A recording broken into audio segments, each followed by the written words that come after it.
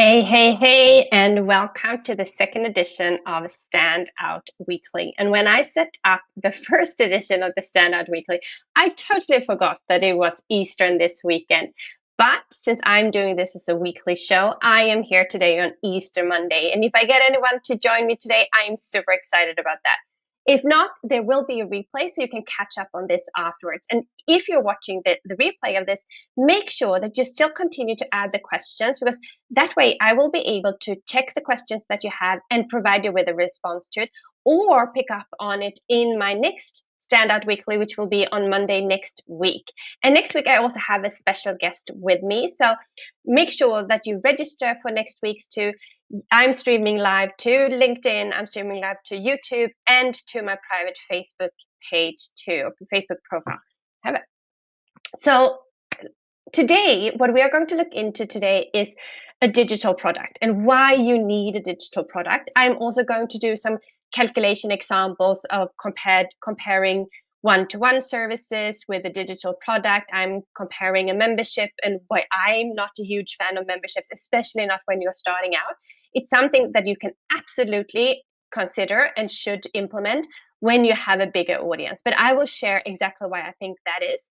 But it's your business, right? You do as you please. If you love one-to-one coaching, then you should continue doing one-to-one coaching. But I still suggest that you actually add a scalable digital product to that. And I have prepared a presentation so that I don't miss any of the steps, because the importance here is also that there are some really important steps that you need to take or you will fail, right? And I'm going to go through all of these steps here. There are 6 steps all in all, and I'm going to go through each and every one of them.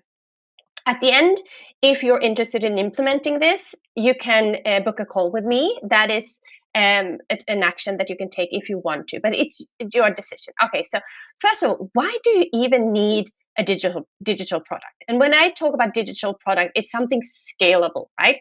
It's something that it can be a membership, for example, or it can be a group coaching program. It can be a course, for example. I haven't added a course here in this example because otherwise it would be a very, very long session. But what I did add was I did the comparison between if you charge $100 per hour or if you would charge $250 per hour. The reason why I picked these examples and the reason why I picked the $10,000 per month is because that is kind of like the first step that many people say that they want to achieve. So that is the reason for that. And it's also to keep this very simple. You can change these numbers as you see fit or as it works for you. The reason also why I picked $100 and not 120 or 150, that is probably more usual when we start out our businesses, but it is for simplicity reasons. So if we look into the $100 per hour, so the number of clients that you would actually need to be able to make the $10,000 per month is you would actually need 100 client hours, like client facing hours per month. In addition to that, what I also added was like 25. Let me quickly see 25 preparation hours per month, and the reason there is I'm thinking that usually we prepare maybe 15 minutes per client. It can be some minutes before and some minutes after each of our one-to-one clients. So in addition to those 100 client-facing hours, you then actually also need 25 additional hours. That means per month that you have 125 client hours, but you only charge for the 100, right? We seldom charge for the prep hours, meaning you have 31.25 client hours per week. No wonder you're exhausted. No wonder you can't do any lead generation, right? Because there is no time for that. When would you have time to do any lead generation? You probably wouldn't even want to do any lead generation because you couldn't take on any more clients. And the number of clients that you most likely need for this is 50. Because if you then meet your clients every two weeks or every 10 days, then you need 50 clients. We seldom meet our clients every week, right? The second example here, now we have increased the hourly rate to $150 per hour. I'm not saying that you should charge per hour, absolutely not. These are just calculation examples, but it's very usual that we do charge per hour. So if you then charge $250 per hour, you would still need 40 clients 40-hour clients to make the $10,000 month. The prep hours, still the 15 minutes, is 10 preparation hours per month. And the total number of hours here per month would then be 50 client-facing hours per month. So that is 12 and a half hours per week, which is way less, absolutely. And the clients that you need are approximately 20 clients if you would charge $250 per hour and you want to make 10K months. So let's start with the first scalable offer here. So let's look into the membership. And the reason why I chose the membership is because there are so many people that come to me and say, I would want to implement a membership. And I usually say, no, let's start with a program instead. But so many want to start a membership. And let me quickly share, like from a mathematical perspective here, why I don't think that is such a great idea. So we usually then charge anything between $10 to $97 per month for membership. So here you see I've picked the $50 somewhere in between, membership $50 per month. And what you then think in terms of, oh, but I only need to work for 1 to 2 hours per month, which is true, absolutely true. The preparation hours might be somewhere between 2 to 4 preparation hours. You still need to prepare some information for your membership, but it continues to grow, right? So you continue to fill the resources you have in your membership. So in total, for your membership, you would only need to spend 3 to 6 hours per month for a membership. That, if we then split that into weeks, that would be 1 hour per week. But the number of clients you need to fill your membership so that it also gets that kind of community feeling, that buzz that you want to have in a membership, are 200 clients if you would charge $50 per client. So that is why I say that why don't you then instead create a group coaching program? It could be a hybrid program, whatever you want to be, but a group coaching program. In this example, we're charging $1,000 per month. To the number of client hours that you would need are 8, because what we usually do is we teach live the first week, live 1 day per week, and then you do a Q&A. So 2 hours per week, 2 hours per week, that's 8 hours per month. And the preparation hours, because you don't need to prepare for the Q&As, but you do need to prepare for the teaching that you're doing. So total hours that you need for your group coaching program are 12 hours, especially the first time that you set it up, right? That then, when we split it down into the number of hours per week, that's only 3 hours per week. And the clients that you need, if you then compare with the other examples, here you see you only need 10 clients to make your 10K months. Of course, you can mix and match this. It's not as if you only have to do one-to-one coaching, or you only have to do group coaching, or you only have to do membership. You can obviously kind of split all of these things, but don't make it complicated. Don't try to create it all at once. And I'm going to go through exactly how you set it up. And independently, if you want to go for a membership, or if you want to go for a group coaching program, or if you want to create a course, the process is exactly the same, right? So why do I speak so warmly about this? Because I'm walking the talk. I had a huge wake up, or like light bulb moment in September 2023 when I realized that I had been continuously creating new offers, like scalable offers, over and over and over and over again. And I didn't give myself or my offers actually the possibility to grow and scale. So in 2024, I focused on just building my scalable offers. I have a course that's not illustrated in here because I don't offer any community to my courses, to my do-it-yourself courses. But here you see in my paid programs, I have 47 people in my paid programs. That comes with a community building piece in my paid program. So I know what I'm talking about. But not only that, I also teach what I'm talking about. So Jeanette, for example, she not only 3 times her pricing when we started working together, she also created her first course and enrolled 8 people into her very first beta course. Same thing with Araceli. She, as part of the whole process, she actually enrolled one-to-one clients as part of the process that we set it up. And she came to me and she said, I'm so sorry, Josephine, I even enrolled one-to-one clients. And that's the whole thing, right? Because you get so close to the people that you're talking to, that you will also enroll more one-to-one clients as part of the process too. And she got 5 clients into her founding program. Same thing with Lisa. She has also now increased her one-to-one pricing. She enrolled 3 clients into her beta program, and her last course that she ran, she actually had over 200 participants. That, as you can understand, that wouldn't even be possible with a one-to-one coaching, right? So this is why we need a scalable program, so that you can add different bits and pieces into your business model. So what are we then talking about? Well, the business model that we're talking about is super, super simple. We're talking about having a one-to-one as your premium offer. That is the highest pricing. If we look at the dollar sign here, that is your highest pricing. The number of people that you can accept into your offers are, of course, very limited when we're talking about one-to-one offers. And then that is why we need an online program.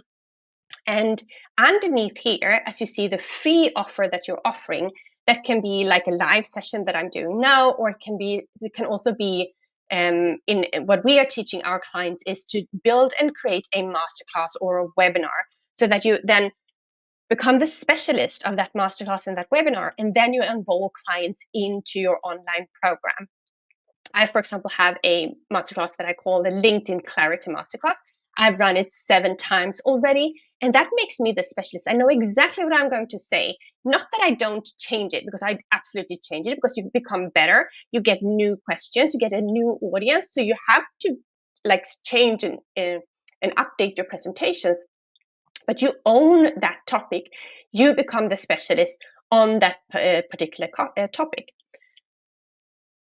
So if there are any questions, make sure you add them in the chat, and then I can pick up on the questions afterwards too. So I see there are some people who are jumping back in and in and out every now and then. Even though the stats that last time when I was live, I couldn't see that there were as many people live as there actually was. So if you're here live with me, make sure you add a comment in the chat so that I can see it. So what are we talking about here? What is the time frame that we're talking about here? The first time I tried to create an online course, it took me 10 months because I was stuck in analysis paralysis. And I didn't even dare to ask the people the question whether they even needed or wanted what I was offering. So I created a course, and I was stuck. I probably would say in tech, even though I'm pretty tech-affine, but I was so stuck in tech. And the reason was also because I did have the course, but I didn't have the accountability. I didn't have the guidance. So those 10 months resulted in nothing, right? And the process I have since then developed takes you from not even knowing what you want to teach to actually enrolling your clients, your beta clients, 12 weeks. Like from not knowing where you are, like where you want to start, to enrolling your first beta clients. That process in itself is 12 weeks. So that's the Parkinson's law. The time that we actually set something to say that if you would say it will take me 5 days, you would create it in 5 days. But we have also learned that it usually takes longer than we anticipate, especially the first piece. If we rush through the first steps, nothing good will come out of it. So what are the steps, you might say? Well, the first step is we need to identify and validate the problem that you are going to solve. So with that, it's actually a different wording. Call it market research. But I know that so many people are afraid of market research. So that is why I actually call this step identify and validate. But it's nothing else than actually figuring out what they want already, and then you create that product. You don't have to be a Tesla. You don't have to be a Facebook that comes up with a completely new market. But we are going to figure out what your ideal clients, what your audience, what they actually really say that they want and need. And then we create that product. And as I mentioned, the product can be a course, it can be a membership, or it can be a group coaching program. We are then moving into the client bridge methodology. And the client bridge methodology is a step where you actually look at where they currently are. It's like it's an extended ideal client exercise, right? So you're figuring out where they are currently and where they want to be. And then you plan out, okay, so this is the gap that you see here. The bridge is broken, right? So how can we bridge the gap? How can we take them from where they are to where they want to be? And then often the question comes, like for example, Lisa had been a leadership coach for over 10 years. And she was like, I don't think I know what I'm going to teach. I'm a great coach, but I don't know what to teach. So that is exactly why we are going to identify and validate those topics and brainstorm the ideas. So we are looking into social media. What are the questions asked? What are the problems? And also a little bit like a competitor analysis, because if no one else is doing what you want to do, then there is probably a good reason for that. Then it's probably that it's not that profitable. So first we need to figure out, can your idea even be profitable, right? So you're not going to teach someone to tie their shoes, for example, because no one would want to pay for that. So we're looking into social media. You're having interviews with your people, and you're also doing a survey. And the survey is super. I find that a survey is important because often we then get the wording that they are using. But what I have also, for example, is I have a free Facebook group where I invite people into my Facebook group, and there I collect information from the people who join, like what are your challenges and what are your desires. That is also a little bit piece of market research, right? I'm constantly gathering data about my audience so that I know that what it is that I'm creating, what it is that I'm sharing is actually even wanted. Because you don't want to create something and at the end of the process, then no one wants it. So now that you have done your identification and validation phase, now you're going to do a very high level design phase. You're not going to build the offer yet because we are going to just do like I usually call these the 4 pillars that we're going to take. What are the 4 pillars that your audience needs to go through to take them from where they are to where they want to be? What are the milestones that they have to go through? A little bit like these steps that I'm showing you here, these are my pillars if you want to take a look at it like that from in my Design to Sell program. These are the different steps that my clients go through to actually at the end of these 6 steps that they have a validated product in their hands. So this bridge looks not so fancy, right? And that's often how it is, especially in the beginning, because you are going to bridge the gap. You're going to take your clients or your beta students on a journey, and you're going to co-create the program together with them. And some people might say that, well, isn't that then fake? Don't I have to have the full program ready? No, it's actually the best thing that can happen to your beta students, because they will have the best guidance. You will put in your heart into these things. You will make sure that that they get everything they want and everything they need to actually deliver on the promise. So we're with your in the design phase, we're just defining what are the different steps that they have to take to actually get to their desired goal. And now as a step 3, so now you have identified the idea, you have outlined the high level steps that you want them to take, and now we're going to start lead generation, and you're going to set up your sales funnel. And with the sales funnel, that is the masterclass that you're going to create, and there it also needs to be aligned, because you can't do a masterclass on, let's say, AI, but then you're teaching something, I don't know, knitting or whatever. The masterclass has to be aligned to the program that you're also inviting them to afterwards.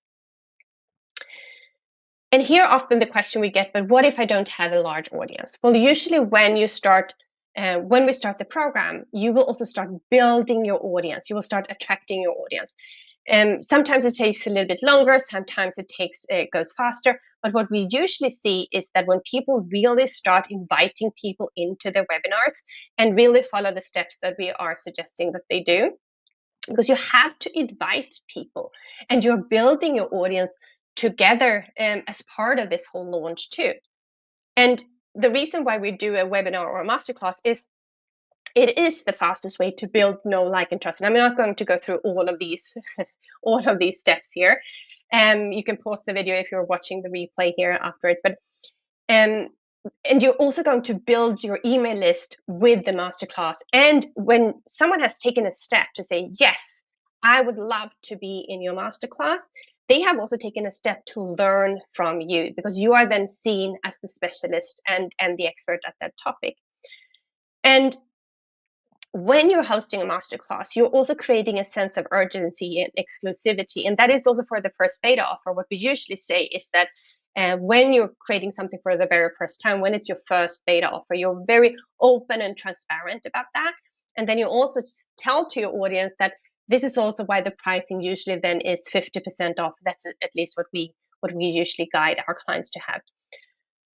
And when you're doing your masterclass or when you're doing your webinar, you're also collecting valuable market insights. People are, because you get to be so close to your audience, you get to connect with your audience. What we are usually doing too is that when someone registers for my webinars, and I can find them, depending a little bit on how many people there are, but if it's somewhere around 100 people that have registered for a webinar, we try to find them on their social media so that we can connect with them and that we can learn a little bit more about them, so that we can then also tailor the webinar to the audience that we have just attracted. So that is super, super important too. Then we have the step 4, which is super important. You have to sell it before you build your offer. Because if you don't sell it, there is no reason for you to start building it either. You have to sell your offer first before you actually build it. And this is where when I mentioned in the beginning that I had been doing something for 10 months and nothing really happened, right? I didn't even dare to do step 1, to be honest. I moved straight into step 2, and then I got stuck in step 2. And I think that is also what many people do. And when I see that people say, oh, I have been building this for months and 10 months, and I'm like, no, don't do that. It shouldn't take you longer than maximum 12 weeks to actually do this. So identify and validate, and then to start selling this. And then the question we then usually get, because there is fear here, right? We are putting ourselves out there. We have put our heart and soul into creating something, or we are about to create something. And then the thought might be, well, what if no one buys? Or what if only a few people enroll? And I once had a business coach who then said, well, then you have to refund. And I said, no, absolutely not. We're not refunding unless they would want their money back. Because that person, let's say you only enroll 1 person or 3 people or 5 people, those people will be your VIP clients, right? You will treat them like the kings and queens that they are, and they will get amazing results. And they will get, you will get fantastic testimonials. And they will be your people that talk a lot about you, and you will want to help them. And you actually get paid, even if it's only 1 person, you get paid to create the most amazing course or program that there actually is. So don't be afraid. Of course, we want as many people as possible to enroll in your beta course or beta program, but don't be afraid. Don't let that fear of what if only 1 person joins, or what if 100 people joins, because we have the fear in both directions, right? The fear of what if not enough people enroll, or the fear of what if too many people enroll. So those are the fears that we might have. So I mentioned 12 weeks. That is our process. So what we see is somewhere between 7. If you want to really speed through this process, you can do it in 7 weeks, or you can also extend it depending on a little bit where you are. But somewhere between 7 to 14 weeks, we say 12 weeks usually. And then you actually get to host and deliver your program for the first time, and you deliver it live for the first time, so that you really know what your audience really likes. Because usually what also happens, and I've done that, and my clients do that too, is that we want to deliver too much. We think that the first time we run something, we totally over deliver in terms of content, not in terms of that they get better results than they expected, which they also get, but in terms of the content. They get too much content, so they get overwhelmed about the content that they're getting. So make sure, that is why you are delivering your program live for the first time. And then step 6 is actually rinse and repeating. But you then don't go back to identify and validate unless it was unless you didn't sell anything. Then we need to go back and check what happened. And we actually do that. Let's see if I can do that. Yeah, we actually do that through data analysis, both quantitative and qualitative data.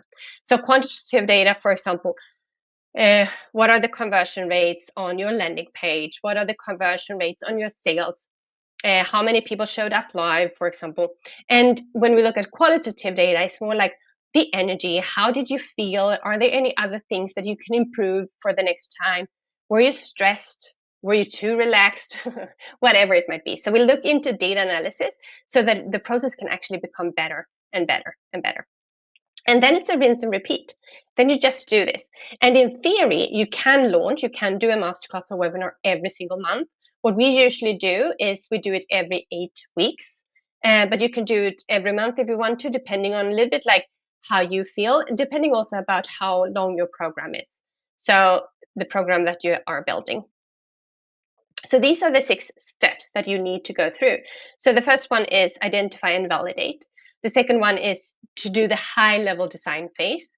The third one is to create your sales funnel. You don't need any fancy tech or complicated tech. It can be super simple. You can do a webinar, a Zoom webinar page, for example, but you need to collect the email addresses, because even though I love social media, or I started to love social media, I love LinkedIn, I love YouTube, but we do need to collect the email addresses of our audience, because we get to communicate much closer to our audience that way. And if something would happen to your social media accounts, you do need to collect the email addresses. So that is why you need to set up a proper sales funnel. And then you need to invite people. You need to sell before you build your offer. And then you host and deliver your program or your course. And then it's rinse and repeat. So I just mentioned tech briefly. There are so many cool softwares out there today. I use Kajabi, for example, for my landing pages and for my course portal. I use ConvertKit, or Kit as they have now rebranded themselves to, for my emails. There are so many simple tech solutions out there, and you can just check out what tech solution works best for you. And you don't have to stick with one. I actually started with Teachable when I started out, and I changed mid my journey. So you don't, just because you pick one email provider or you pick one solution to host your courses or programs, doesn't mean that you have to stick with that one forever. It becomes a little bit complicated to change it all, but it's all doable, right? It's all doable. And it's super simple. Usually it's super simple.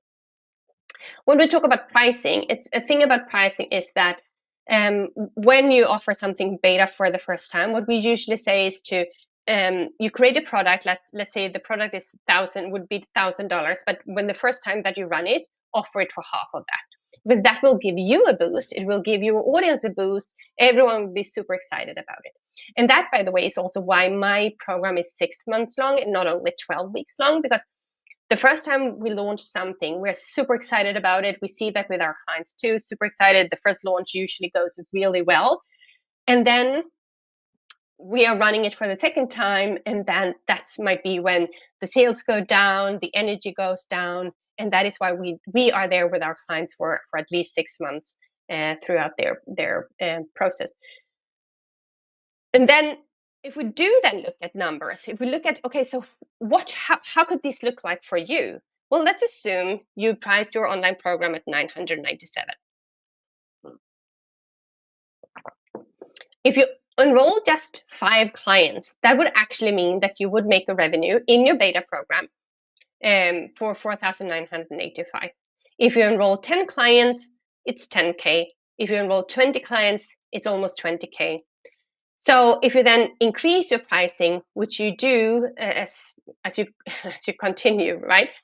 Well, the 5 clients are then 10,000, 10 clients are 20,000, 15 clients are 30,000. So that is how you can look at it. So you're not just creating it once and then that's it, right? You're setting up a process that you can create, and you can enroll clients over and over and over again. I don't teach evergreen, but that is certainly something that you can think of in the future too, to have like an automated funnel so that you constantly welcome people into your evergreen programs.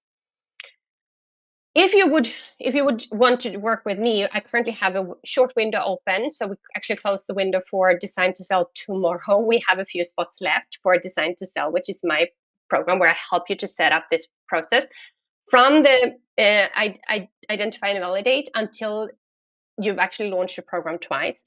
So you have a fully validated online program based on real audience demand. You know what people really want and what they need. You have a repeatable and scalable funnel that really works because you've tested it. It's validated. Not only the program is validated, but your funnel is also validated. You don't need to rely on cold DMs or cold outreach. You also get people to pay you before you build your course or build your program. We actually make sure that you don't go ahead and start building before you've actually sold it. And it's a rinse and repeat launch plan. You can do it again and again and again, right? You don't need to start from scratch every single time. But this is what you need to bring to the table. You need to have an audience, and it doesn't have to be big, but you have to be willing to start building your audience. Because if no one knows about you, if no one knows about that you exist, you can have the best offer in the whole world, but it won't sell, right? So you have to be willing to want to sell your offer.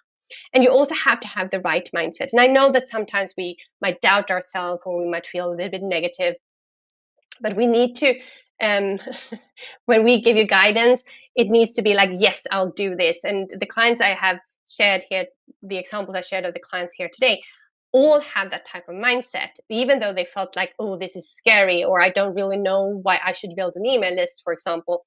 At the end of the 6 months, it was crystal clear that they now have an email list and the email list is active. And the reason why they're having the email list is so that they get closer to those people. And even if they don't enroll in their programs the first time, they might enroll in their program the second or third time. So you have to want to follow the process because we know what it takes. I've done this. I use this exact same process myself, and I have launched I don't know how many offers, and I know what works and what doesn't work. And you have to be committed for at least 6 months, because if you stop, that is the only way that you will actually fail. So I will add the link underneath here so that you can book a call with me if you want to. The link expires tomorrow at 7 o'clock. So make sure if you want to join this cohort of Design to Sell, make sure you join that now. If there are any questions to the process or to anything that I'm doing, then make sure you add those questions underneath here. And I would love to support you on building your online program journey. And if you're not ready for that, that's totally fine too. And then I hope to see you in my next live stream. Okay, thank you all so much for being here. Thank you so much for watching. And don't forget, if you have any questions, make sure you add them in the chat. We meet again next Monday, same time, same place, depending on where you're dialing in from. And I hope to see you then too. Thank you. Bye. Bye-bye.